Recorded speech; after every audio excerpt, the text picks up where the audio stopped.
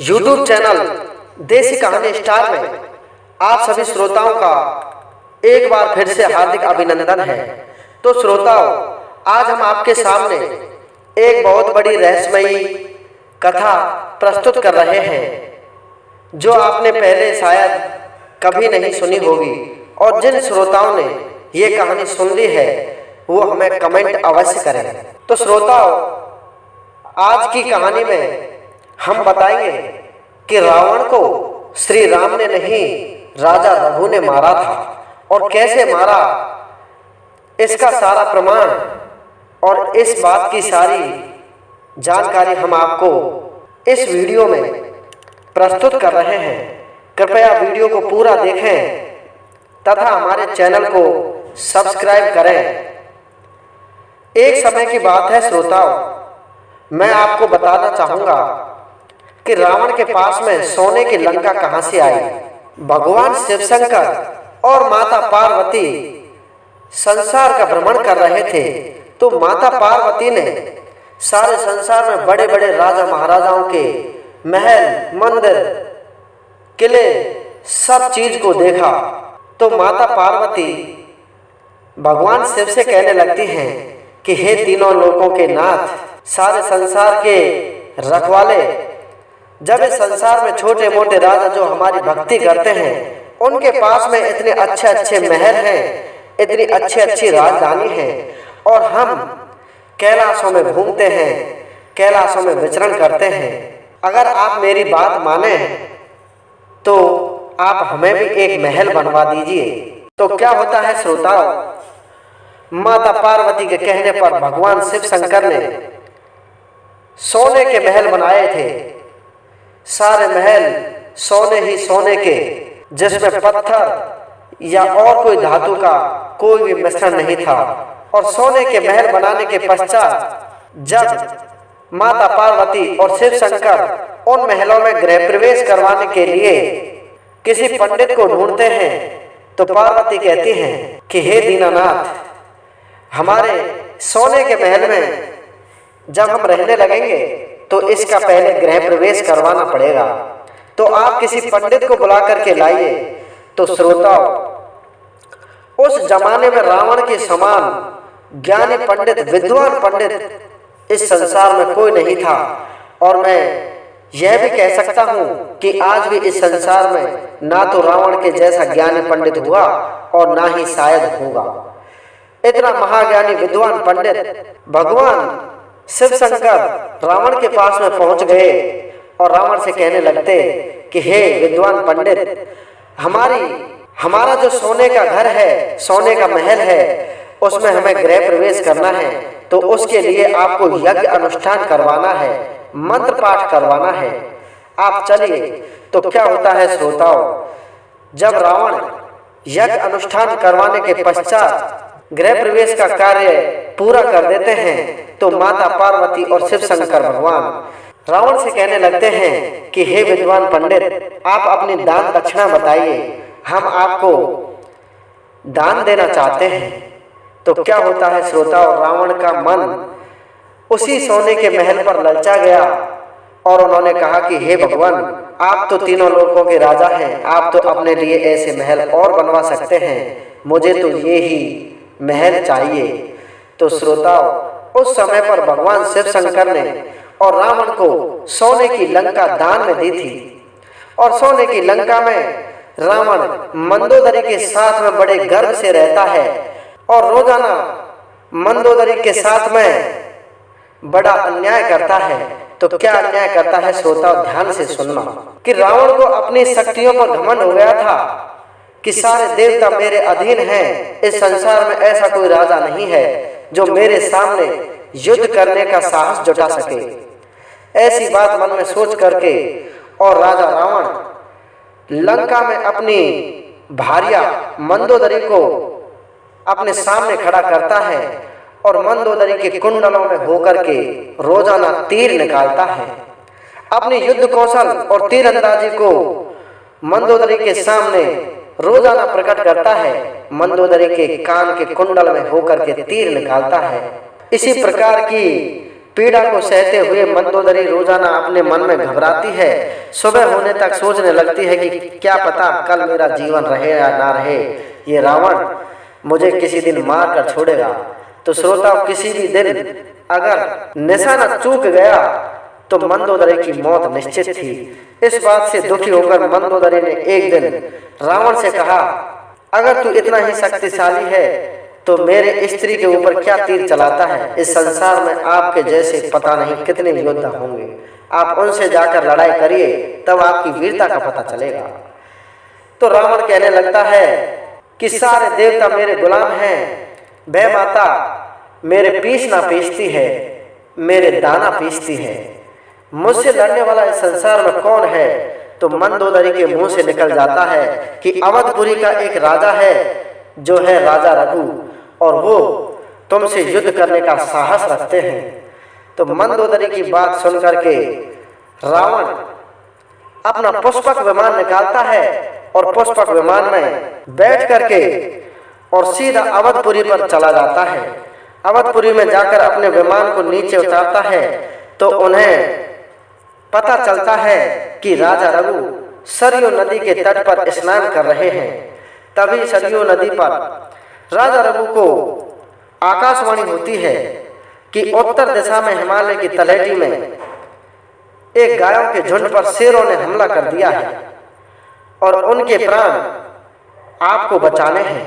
तो क्या होता है भक्तों, रघु राजा ने गेहूं के दाने पड़ करके और उत्तर दिशा की तरफ फेंके तो देखता है कि गायों की रक्षा हो जाती है और फिर से आकाशवाणी होती है कि आपकी जय हो राजा रघु, आपने गायों की रक्षा कर दी है। इस बात को सुनकर के रावण राजा रघु से पूछते हैं कि महाराज, आपने गेहूं के दानों से और कैसे गायों की रक्षा की है, ये तो मुझे झूठ लगता है। तो राजा रघु कहते हैं कि भैया आप कौन हो, क्योंकि श्रोता रावण वेश बदल करके आया था राजा रघु के पास में। अगर आपको इस बात पर विश्वास नहीं है तो उत्तर दिशा में जाकर के देख लो, निश्चित होकर के गायें चर रही हैं। रावण वहां जाकर के देखता है तो रावण को पाता है कि 2-4 शेर जिनके शरीर पर तीर लगे हुए हैं और वो मृत अवस्था में, घायल अवस्था में पड़े हुए हैं, और गायें आराम से निष्फिक्र होकर के चारा चर रही हैं और जंगलों में भ्रमण कर रही हैं। इस बात को देख करके रावण एकदम से डर गया और वापस अपने पुष्पक विमान पर सवार होकर के और लंका में आ जाता है। तो लंका में आने पर मंदोदरी अपनी योग शक्ति से ये सारी जानकारी जुटा लेती है कि रावण किस प्रकार से राजा रघु के डर से वापस लंका में आया है। तो रावण से मंदोदरी कहने लगती है कि हे पति परमेश्वर, मैंने आपकी वीरता को देख लिया है कि किस प्रकार से आपने और राजा रघु से डर करके वापस लंका में आए हो। इस बात को सुन करके रावण पुनः क्रोधित हो जाता है और स्वयं मंदोदरी को लेकर के और युद्ध करने के लिए अवधपुरी में वापस आ जाते हैं। तो उस समय पर क्या होता है श्रोताओं, राजा रघु अपने किसी रिश्तेदार के यहाँ किसी दूसरे राजा की राजधानी में गए हुए थे किसी काम के कारण। राजधानी में कोई नहीं मिलता है। रावण अपना असुर रूप रख लेता है और बड़ा भयानक रूप रख करके पहाड़ों से भी ज्यादा बड़ा हो जाता है और छोटे मोटे पहाड़ों में ठोकर मारता है तो पहाड़ों को अपनी जगह से उड़ा देता है। अवधपुरी के सारे महल मंदिरों की तोड़ फोड़ कर देता है। सारी प्रजा निराश हो जाती है और भय व्याकुल हो जाता है सारी प्रजा के अंदर कि आज तो हमारे पास में हमारा राजा भी नहीं है और हमारे प्राण आज कैसे बचेंगे। लेकिन श्रोताओं, रावण के मन में थोड़ा भय जरूर था कि क्या पता कहीं राजा रघु आ गए तो मुझे मार सकते हैं। इस बात को जान करके रावण तुरंत सारी अवधपुरी को ध्वस्त नष्ट करके और एक जंगल में जाकर के ठहर जाता है और अवधपुरी के जो बड़े बड़े मंत्री थे, सैनिक थे, उनको बंदी बना करके और अपने पास में रख लेता है। दूसरे दिन जब राजा रघु अपने महलों में आता है, अपनी नगरी में आता है, तो अवधपुरी की ऐसी हालत देख करके मन में चिंतित हो जाता है और वह अपने घर आकर अपने बचे कुचे मंत्री गणों और अपनी रानी से पूछता है कि ये तूफान सा हमारी नगरी में क्या आया है, इतनी तबाही तो तूफान भी नहीं मचा सकता। ये तो मुझे लगता है कि कोई असुरी ताकत और हमारी अवधपुरी में आई हो। तो क्या होता है श्रोताओ, अवधपुरी के सारे प्रजाजन राजा रघु को बता देते हैं कि हमने ऐसा इंसान पहली बार देखा है महाराज, जिसके 20 भुजा और 10 सर, बड़ा ही विकराल रूप था उसका, और हमारे अवधपुरी के बड़े बड़े महलों, पहाड़ियों सबको एक ही ठोकर से ध्वस्त नष्ट कर दिया। तो क्या होता है श्रोताओं, राजा रघु तो पहले से ही जानते थे और अपने प्रजाजनों से कहने लगते हैं कि आपको कुछ बताने की जरूरत नहीं है। मैं जान गया कि वो दशानन 10 कंदर रावण था, लंकापति रावण था, और मैं उस रावण को कभी भी नहीं छोड़ूंगा। मैं एक बाण से ही उसे तीनों लोगों में, चाहे वो कहीं भी छुप जाए, मैं उसे छोड़ूंगा नहीं। तो क्या होता है श्रोताओ, राजा रघु अपने बाण को अपने धनुष पर चढ़ा करके और अपने इष्ट देवों को याद करके, भगवान को याद करके, और अपना बाण रावण के पीछे छोड़ देता है। तो रावण उस बाण की, उस धनुष की टंकार को सुन करके और घबरा जाता है और सोचने लगता है कि राजा रघु ने मुझ पर बाण चला दिया है। तो श्रोताओ, उधर से रावण अपने धनुष पर बाण चढ़ा करके और लाखों बाण उस बाण के ऊपर छोड़ता है जो राजा रघु ने छोड़ा था। लेकिन श्रोताओ, उसका काट तो संसार में कोई नहीं था। राजा रघु का बाण इतना शक्तिशाली था कि संसार का ब्रह्मास्त्र भी उसे नहीं काट सकता। जब रावण को पता चला कि राजा रघु का बाण तो मेरे बाणों से कट नहीं रहा है और यह तो बड़े ही वेग से मेरी तरफ दौड़ा चला आ रहा है, तो रावण अपनी मायावी शक्ति से और मंदोदरी को साथ में लेकर के अपने विमान पर सवार हो जाता है और पल भर में वापस लंका में आ जाता है। लेकिन श्रोता, उसने तो देख लिया कि राजा रघु का बाण मुझे छोड़ने वाला नहीं है, तो तुरंत वह अपनी भार्या मंदोदरी से कहने लगता है कि हे मंदोदरी, मुझे इस बाण से बचा लो। तो मंदोदरी कहने लगती है कि मैंने आपसे पहले ही मना किया था कि हे पतिदेव, हे लंकापति रावण, आप मेरे साथ में इतना अन्याय मत करो। ये तो सिर्फ हमारी छोटी सी लंका है, इससे बड़ा कितना बड़ा संसार है, इसमें इतने बड़े बड़े योद्धा हैं जिनके सामने आप कुछ भी नहीं है। अब आपने अपने ही हाथों से और अपने ही पैर पर कुल्हाड़ी मार ली है और राजा रघु से आपने दुश्मनी मोल ले ली है। अब इस बाण का काट कुछ नहीं है। अब आपका उपाय एक ही है कि आप भगवान शंकर की शरण में जाइए, वो ही इस बाण का कुछ उपाय बता सकते हैं। तो क्या होता है श्रोताओ, इस संसार में सबसे बड़ा शिव भक्त रावण को माना जाता है। रावण के समान आज तक इस संसार में कोई शिव भक्त पैदा नहीं हुआ और ना ही होगा। ये बात गांठ में बांध लेना श्रोताओ। तो राजा रावण अपने इष्ट भगवान शंकर को याद करते हैं और भगवान शंकर से कहने लगते हैं कि हे प्रभु, मुझे सौगंध है आपके चरणों की, अगर आप मेरी आज रक्षा ना करें। लेकिन श्रोताओं, उधर तो उस बाण को राजा रघु ने पढ़ करके छोड़ा था कि संसार में रावण कहीं भी चला जाए उसकी मौत इसी बाण से होगी। तो भगवान शंकर उस बाण को राजा रघु की कसम दिला देते हैं।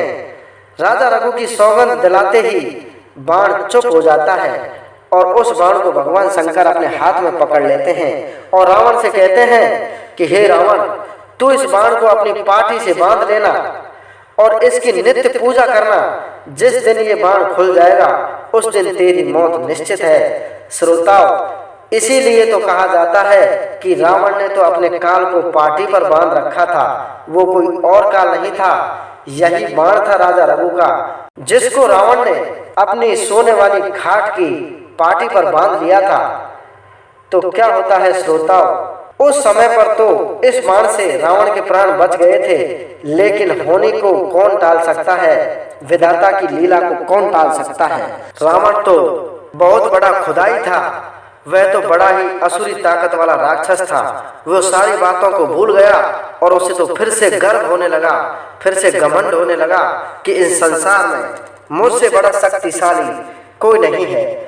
और जगत माता जगदम्बा माता जानकी को ही त्रेता युग में और हरण करके ले आया था रावण। जब रावण माता सीता का हरण करके और लंका में ले आए तो श्री राम ने अपनी सेना के माध्यम से सारी लंका को चारों तरफ से घेर लिया था।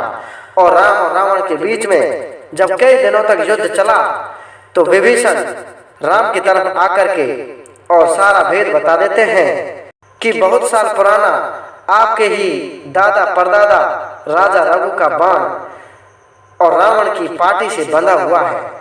अगर उस बाण को लाया जाए और इसकी नाभि में जो अमृत कुंड है इसको सुखाया जाए तो ही इसकी मृत्यु निश्चित है।